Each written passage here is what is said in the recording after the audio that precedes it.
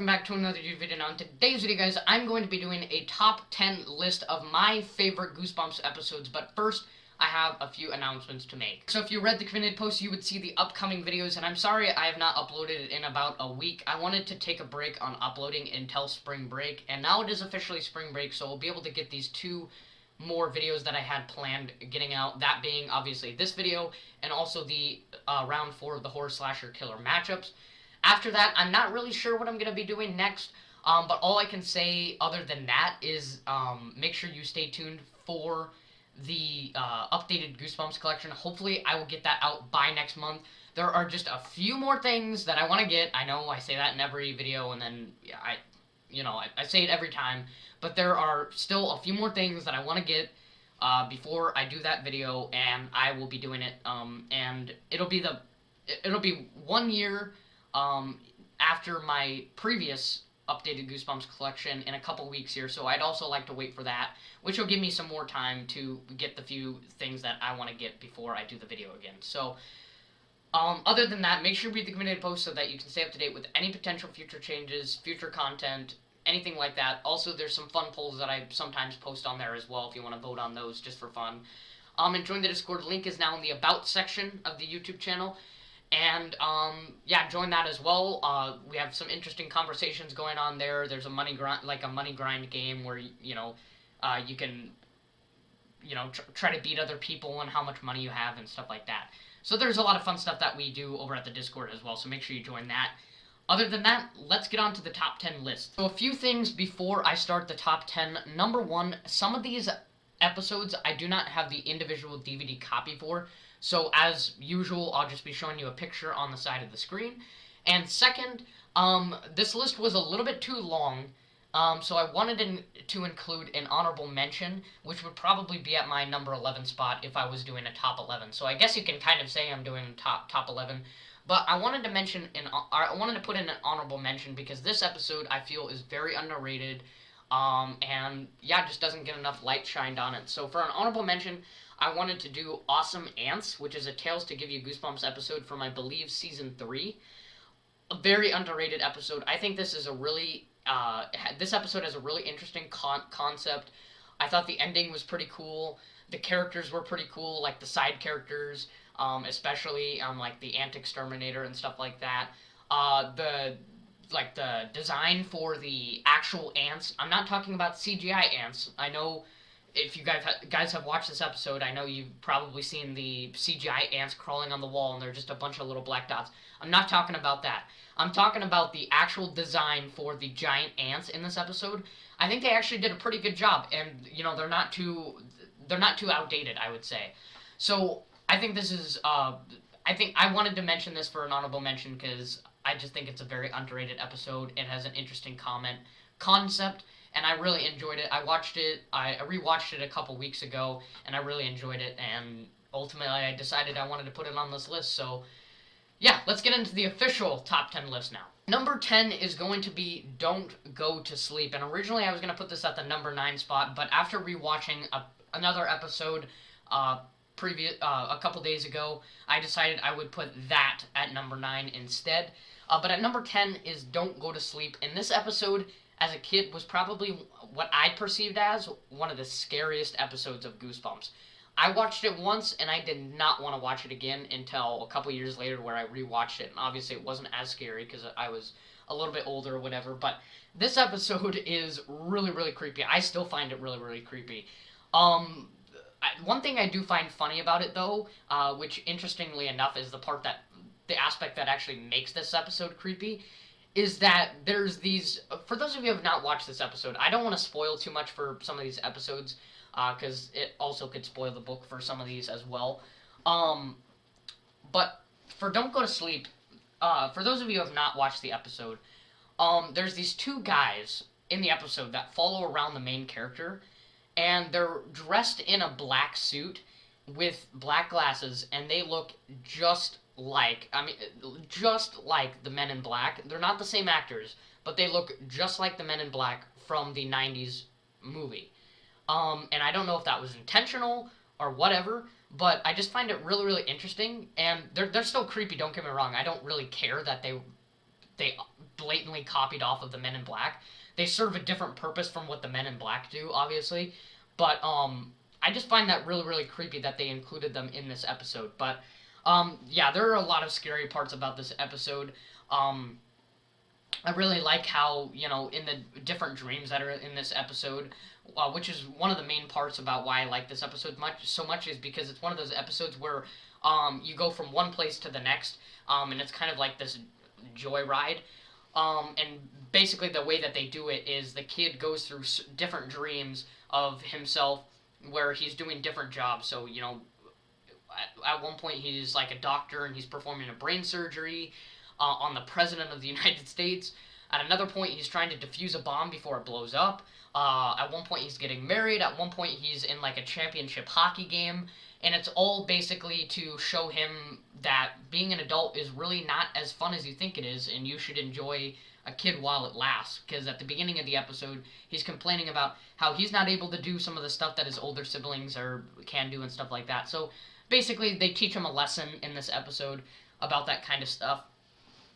And at the ending of the episode, he doesn't really learn his lesson because he complains about it again, and they transport him back to the whole like dream sequence and stuff like that. So it's a really, really I'm not gonna say really, really scary. I don't want to exaggerate it, but it is definitely a creepy episode, especially with the Men in Black and like the attic. The attic is really creepy in this episode.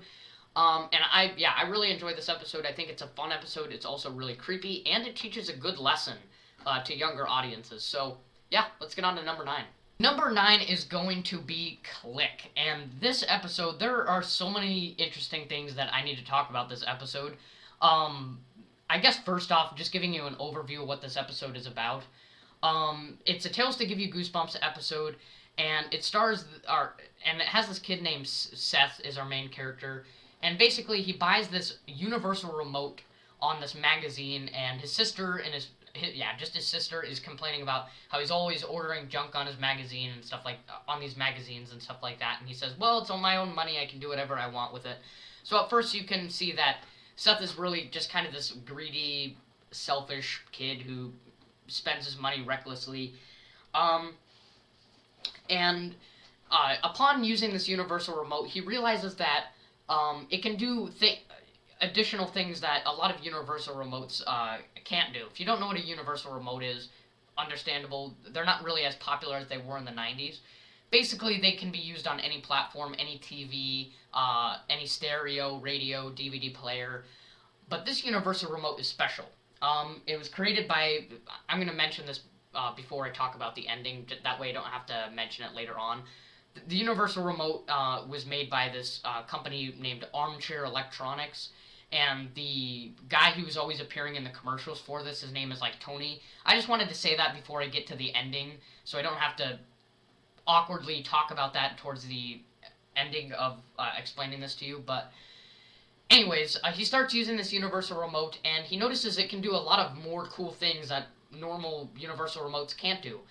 He can fast forward time, he can reverse time, he can turn down the volume of stuff, he can pause things, he can, eject things, and by eject I mean, let's say, there's, something on the ground, he can, press the eject button and it will, shoot up and then he can get it or whatever. He can change the tint, the color of things. There's a lot of really cool stuff that he can do with this, remote. And repeatedly throughout the episode, he gets these commercials from the company named Armchair Electronics that are talking about how you need to use the universal remote respectively and not to misuse it and stuff like that. And Seth ignores these warnings. He uses it recklessly. He just completely ignores these warnings. Even his friend at some point in the episode is like, dude, you need to get rid of this remote. It's changing you. You've turned into a different person. And Seth ignores all of this. And eventually, he never learns his lesson, and he gets transported to this, void, is the best I can explain it. And, yeah, just basically, this black void. And he sees Tony, and Tony is basically talking to him about stuff that he talks about in the random commercials that pop up. And as Tony is leaving, Seth is like, dude, I just need a few more batteries, and then he leaves before he could do that, and he's just trapped in the black void. And that ending, as a little kid, made me never want to watch this episode again because it was just very dramatic and very, very scary. I did not want to watch this episode again. But obviously, I rewatched it a couple years ago, and it wasn't as bad as it was when I was a little kid, but still a very dramatic and scary ending, I would say. And yeah, I really enjoyed this episode. I think the whole, like, thing around the interesting things you can do with the remote is really, really cool. I like how the protagonist himself basically turns into the antagonist by the ending of the episode. He starts using the remote against his own friend. And he never learns his episode, or he never learns his episode. He never learns his lesson. I really like that aspect. There's also this really creepy tone that plays right before the commercial pops up every time. Like every time a message pops up from the company itself, there's this like interesting tone that plays every time, and it's this really creepy tone. I really do like it. If you watch the episode, you'll know what I'm talking about. But basically, before a commercial pops up, or if he gets like a message on his computer from the company, there'll be like this unique tone that plays, and it's really, really interesting. I like it, and that's something I don't think that they did in the book that I like that they did in the episode. But one more thing I want to mention is that interestingly enough, a Adam Sandler movie that came out in the early 2000s was actually derived, I shouldn't even say derived, was a ripoff of this random Season 3 Tales to Give You Goosebumps episode, out of all things. So I find that really, really funny, but I'm sure some of you have probably seen it, the movie Click, with starring Adam Sandler in it. I just find that really funny how this random Goosebumps episode inspired a Adam Sandler comedy movie. It takes on its different tropes. It takes more of a comedy side, of course, not like a horror side. But I just find that really, really funny. Out of all things you could rip off, you rip off a random Tales to Give You Goosebumps episode from the 90s. Really weird. But anyways, let's get on to the number 8 spot. Number 8 is One Day at Horrorland, and I don't really feel that I have to explain this episode to you. All I can say is that it is a really, really fun episode, and I still like the book more, but I also think that the episode was really, really good.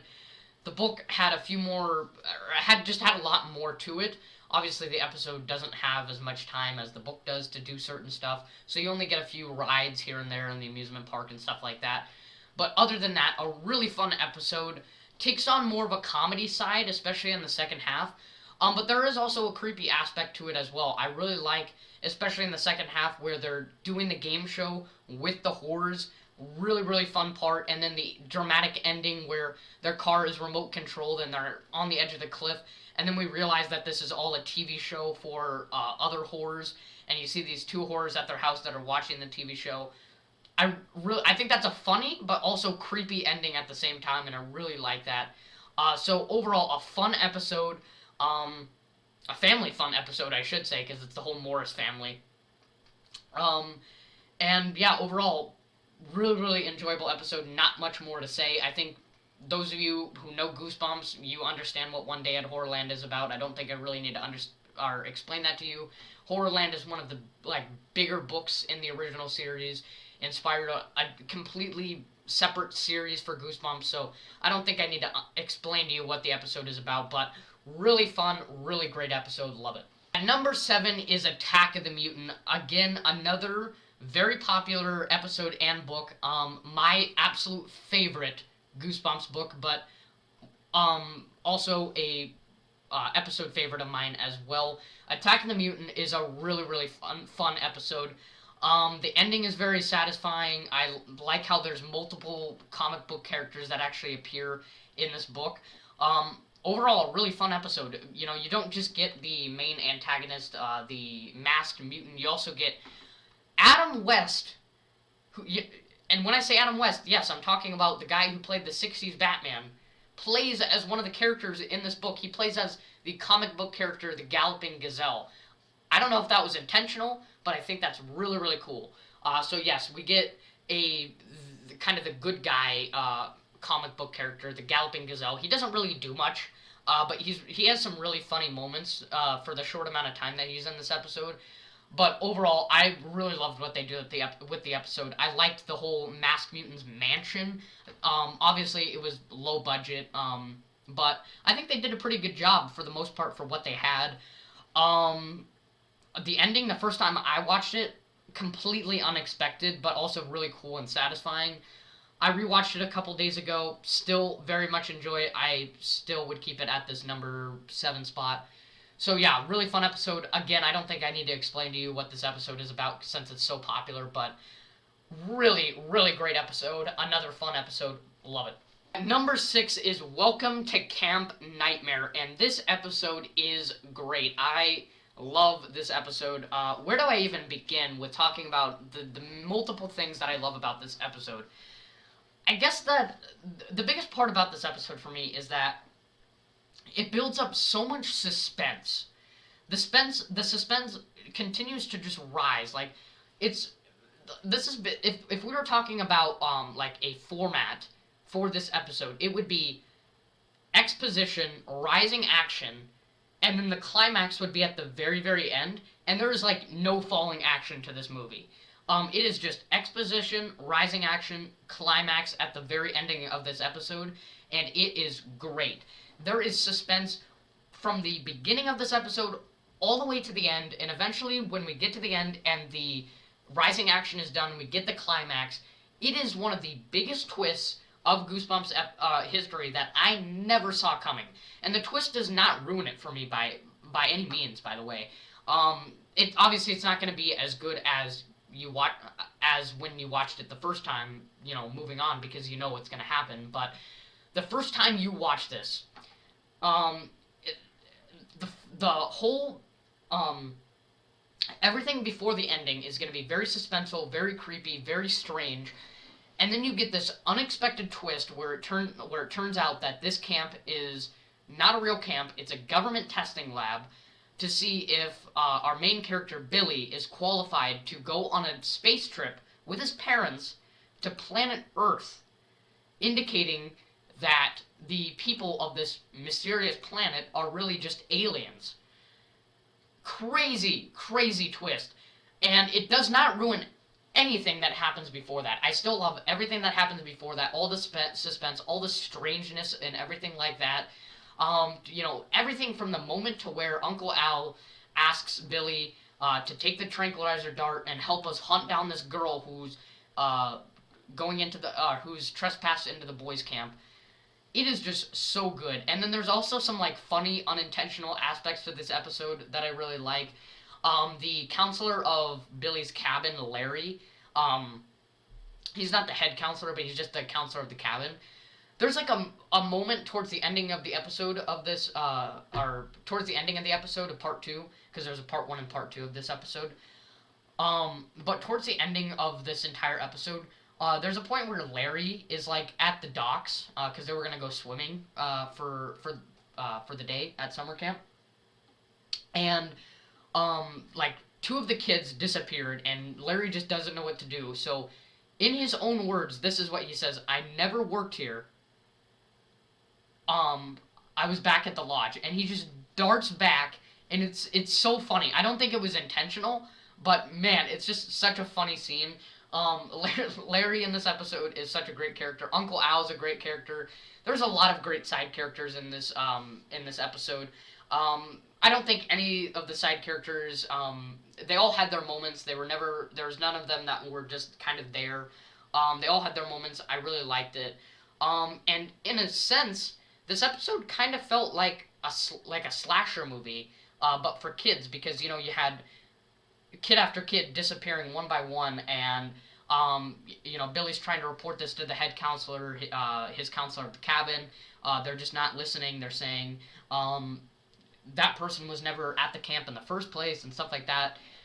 Man, so many great stuff that leads up to the crazy biggest twist in Goosebumps history that comes towards the end.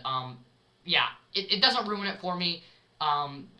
very suspenseful episode. There were some funny, unintentional aspects that I liked about it, and the twist was incredible. So, yeah. Welcome to Camp Nightmare gets my spot at number 6. Number 5 is Say Cheese and Die, and I think that this episode is honestly tied with Don't Go to Sleep for one of the scarier episodes of Goosebumps. This episode is great. Again, another popular episode, which I'm sure I don't really have to explain to you what this episode is about. But just some things that I really, really liked about this episode. First of all, our main character is starred by Ryan Gosling, who's a popular actor. Really, really liked him in here. He's certainly better than the main character that we got in Say Cheese and Die Again. That episode was terrible. It would probably be in my top 10 worst Goosebumps episode. That episode was goofy. But our main character was great. Our side characters like Sherry and his older brother were great. I think he was a lot better than the older brother in Say Cheese and Die Again. He felt more like the older brother that he had in the book. Yeah, just everything is great about this episode. The Man in Black, the spy guy or whatever, I don't know what they're call him. I forget what his name is in this episode. I know he had a name, but the creator of the camera, really, really creepy. I love the scenes where he's like stalking them and stuff like that, and then the scenes where he's talking to them and he's talking about the creation of the camera and stuff like that. Really, really great. The ending is very dramatic. I loved it. I think that's pretty much all I have to say. This was a great episode, very scary. Some eerie moments in this episode as well. Loved it. Say Cheese and Die definitely deserves a spot at number 5. Number 4 is The Haunted Mask 2, and I will say that this episode, it was very hard to decide which one would come in the number 4 or number 3 spot. This episode, between this episode and the next episode, it was very difficult to decide which one was better, but ultimately I decided to go with The Haunted Mask 2 as being the slightly worse episode, although still really, really great. So here's the DVD copy of it. I also do have the VHS copy, which of course I'll be showing you that as a new item I got in the updated Goosebumps collection. But The Haunted Mask 2, rewatched this episode. This was one of the episodes that I rewatched a few weeks ago, and I really, really enjoyed it. I would say that I liked the episode for The Haunted Mask 2 more than I liked the episode for The Haunted Mask, but I liked The Haunted Mask book more than I liked the Haunted Mask 2 book. But as far as the episode goes, I always enjoyed the character of Steve more than Carly Beth. He relates more to me in that he's kind of a unique character in Goosebumps. A lot of times we don't really get this perspective of the bully in Goosebumps. And I wouldn't call Steve a bully necessarily, but he's more of like a prankster. He likes to scare people. He likes to have fun. And that's not something you really get in Goosebumps a lot. A lot of times you get the kid who's being picked on. But in this episode you get Steve, rather, and he lives to regret, trying to get revenge on Carly Beth for that first summer where she wore the mask in the first episode, or in the Haunted Mask episode. When he finds the old man mask and he wears it, and he just has a terrifying night wearing that old man mask, a night of suffering. And I really like that about this episode. It's a unique aspect of this episode that not a lot of other episodes have, where our protagonist is hopeless, suffering, trying to seek help, but nobody wants to help him. Everybody's too terrified by his mask and stuff like that. And he's trying to find help, trying to get out of this mask and stuff like that. And I like what they do in the episode better than what they do in the book, as far as getting the mask off. I really like how the owner of the mask shop gets the mask from the Haunted Mask, the first Haunted Mask episode. He gets that attached to him, so he turns evil, and he wants Steve to destroy the Steve, I should call him the old man by the end of the episode. He wants Steve to destroy the sculpture of Carly Beth's head or whatever, because it's the symbol of love that destroyed the mask or whatever. But I think Steve does destroy it at some point, but he also stops the Haunted Mask from the first episode from trying to harm Carly Beth, and that's how he gets the mask off. That was supposed to be a symbol of love, I guess. I don't really know. I just like what they did in the episode more than what I liked more than what they did in the book. I think it made more sense. Yeah, other than that, The Haunted Mask 2, a really great episode. I love the character of Steve, probably one of my more favorite main characters in Goosebumps. And I just love the unique aspect of our protagonist suffering, trying to, begging for help and stuff like that. Overall, a really great finale to the Haunted Mask series of Goosebumps, and the ending was pretty satisfying as well. Although I think they dragged it along a little bit too much with the dog pulling it out of the fire and then burning it underground, indicating that the mask really wasn't destroyed because it just could come out of the ground again like it did at the beginning of the episode. So, I don't know. A satisfying ending. I just think it just dragged along a little bit too much. But other than that, The Haunted Mask 2 gets a warm spot at number 4.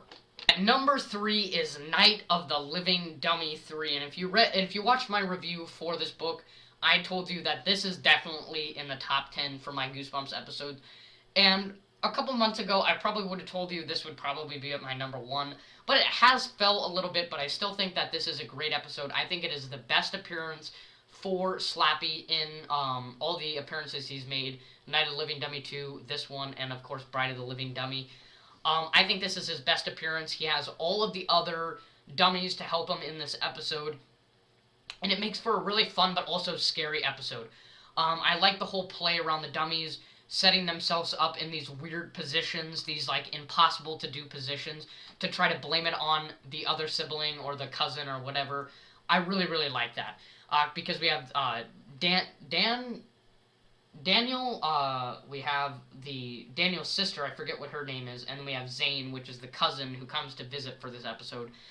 And, Zane's kind of like more of the scaredy cat of the three. So the parents of Daniel and forget what the girl's name was. They're always like trying to blame it on them for doing the whole dummy thing and stuff like that and trying to scare them. But it turns out that it's just Zane framing it up most of the time. So I thought that was kind of funny. But then towards the end of the episode, it turns out it's not Zane anymore. It's actually just the dummies coming to life, and they're actually doing it themselves. Overall, I really like the trickery. I guess that's what I'm trying to say. I really like the trickery around the dummies and the whodunit kind of stuff in this episode.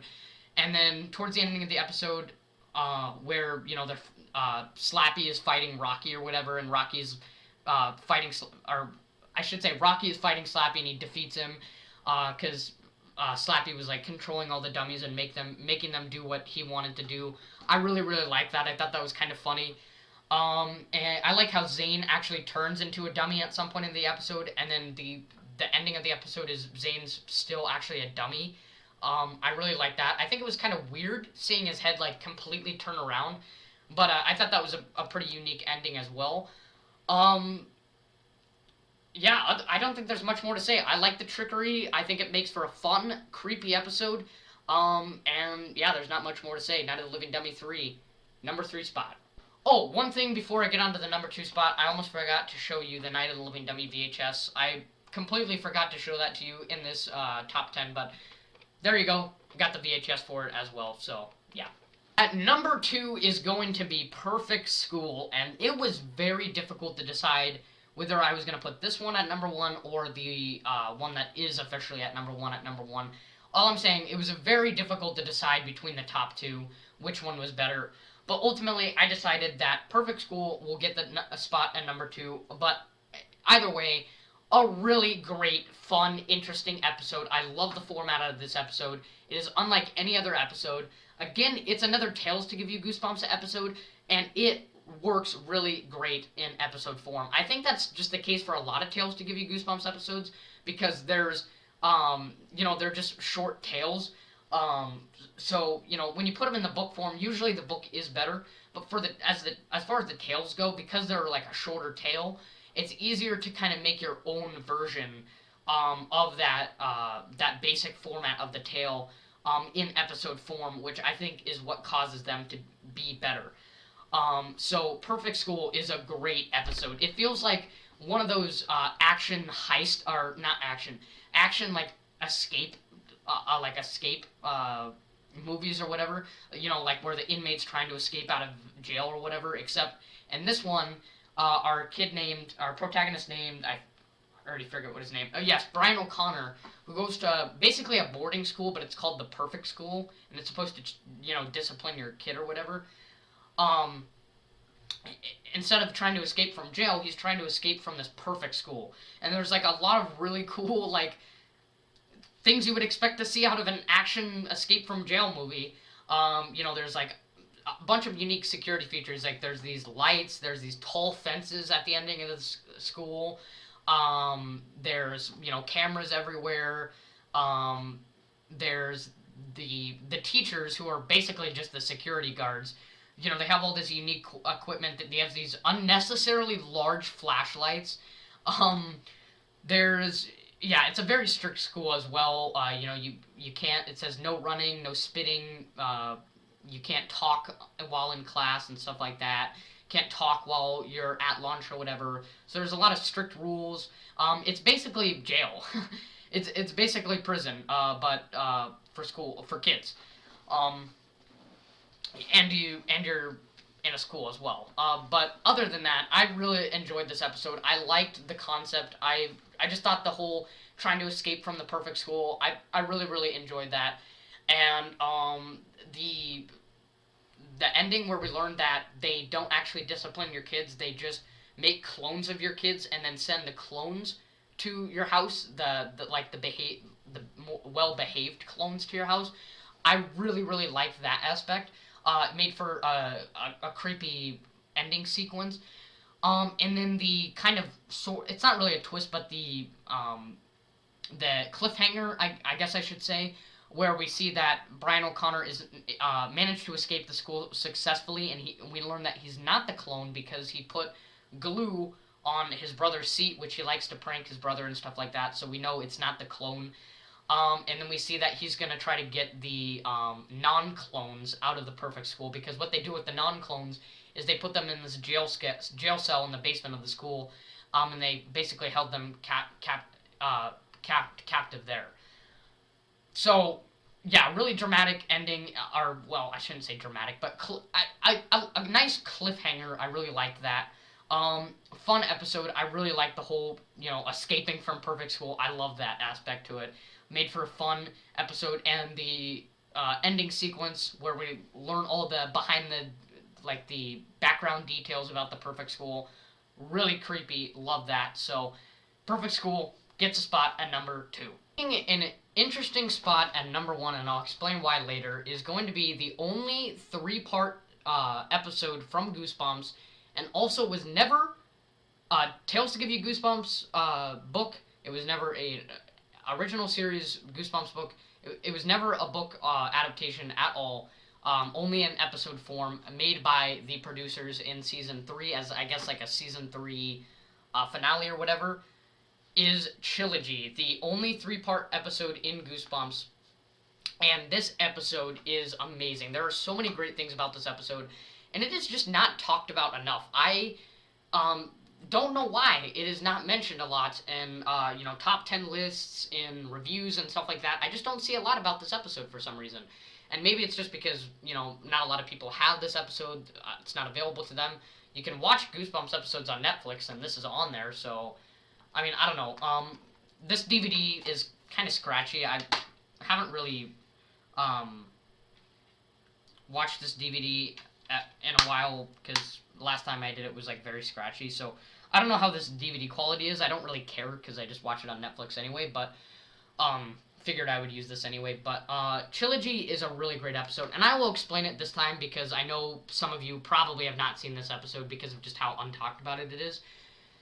Essentially, we start out, we have multiple main characters throughout the 3 parts, but our first main character is named Jessica, and based on what we see in this, in part 1, she's kind of more of she's always looking for a business opportunity, because at the beginning of the episode, she shorts a dude out on selling a baseball card for less than he wanted to sell it for, so she could sell it for more money. So she's always looking for business opportunities and stuff like that. Like, she's making a deal with her own brother about something, because she finds, a model in the attic, and her brother wants it, and, she gives her she gives him like a deal about it and stuff like that. Um, but eventually she tampers with the model and she gets transported into the model where she meets this guy named Carl who introduces her to the model town, and the model town is called Carlsville.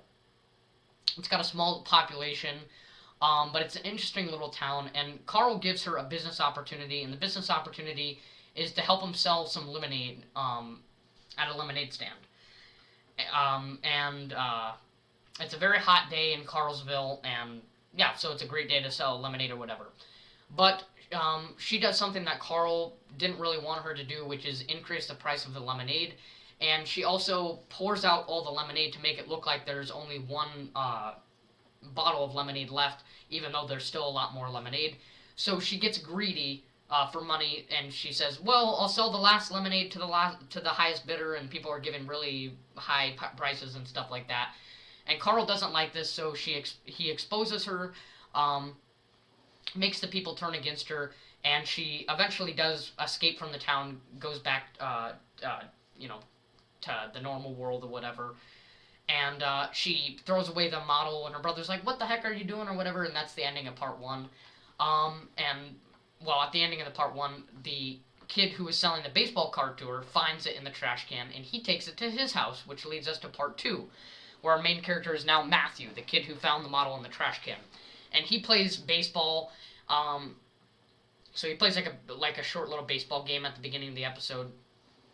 But he tampers with the model as well. He gets transported into the model, and he meets Carl. Carl says, "You want to play a baseball game?" He plays the baseball game. It's a very weird baseball game. He's basically playing on his own. He's complaining about how, where's all the players and where's the audience? And there's like this invisible audience that is like cheering and stuff like that by the stands. It's really weird.